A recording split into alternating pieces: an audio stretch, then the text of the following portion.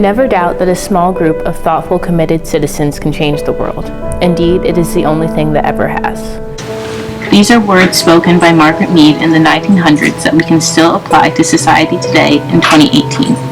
The right to assembly is included in the First Amendment and is a defining part of what makes an American. This is because our right to assembly is not something that we are aware we possess and use every once in a while. It is something that we exercise at every possible moment. Rallies and protests have turned into a common reaction among many citizens when they face an injustice or a problem that they feel is not being met with the attention it deserves.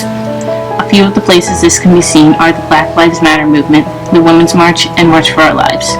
We have let this amendment define us and shape who we are as Americans because to so many people, their voices and ability to be heard and make change is the most important thing.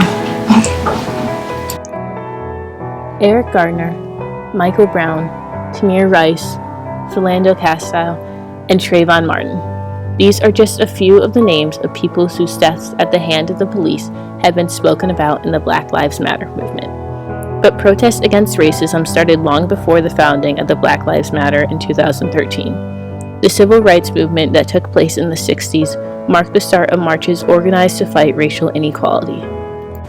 Our lives begin to end the day we become silent about the things that matter.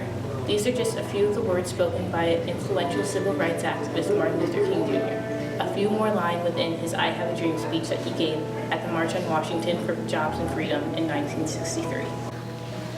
At this gathering, with an estimated 250,000 people in attendance, issues such as employment discrimination and civil rights abuses against minorities were peacefully protested. Flash forward to 2018 and you can witness a similar movement, the Black Lives Matter movement. Black Lives Matter is a movement that consists largely of protests meant to target police brutality towards African Americans and other injustices they are facing. In the same way Black Americans were using their voices in the 60s to inspire the change they wanted, Black Americans today are rallying together for change. Because as we already know, if we stay silent, how can we ever influence the things that really matter? But African Americans are not the only group of people who are exercising their right to assembly. That's a rhetorical question. I know which side you're on. You're on the side of equal means equal. You're on the side of don't boo, vote.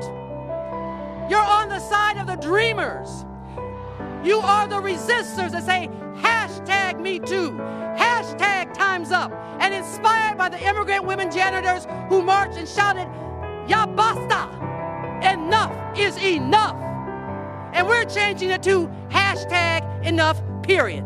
The Women's March is an event where women get together to march and protest against the double standards that they are constantly surrounded with and speak out against the equality issues that they are forced to face in their lives and objections they have about political figures like our president. In 2018 alone, the U.S. has experienced 297 mass shootings, so it makes sense that people long for change.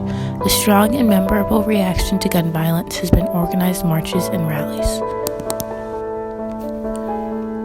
When the shooting at a high school in Parkland, Florida took place, the reaction among the students was not to sit down and try to move past it. They fought back in one of the strongest ways they knew how. The March for Our Lives was organized by them, and while it took place in D.C., the movement spread nationally and students everywhere participated. When hearing about the previous examples, it's easy to assume that while protests are important and defining, their main participants are adults.